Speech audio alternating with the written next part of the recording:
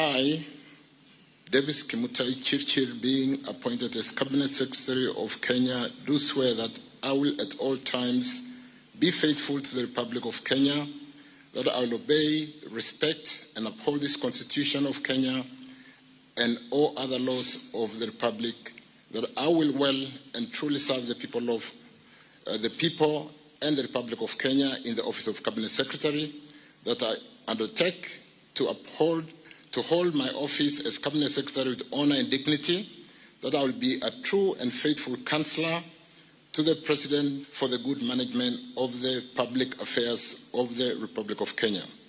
that I will not divulge directly or indirectly such matters as shall come to my knowledge in the discharge of my duties, and committed to my secrecy except as may be required for the due discharge of my duties as Cabinet Secretary, and that I'll perform the functions of my office conscientiously and to the best of my ability. So help me God.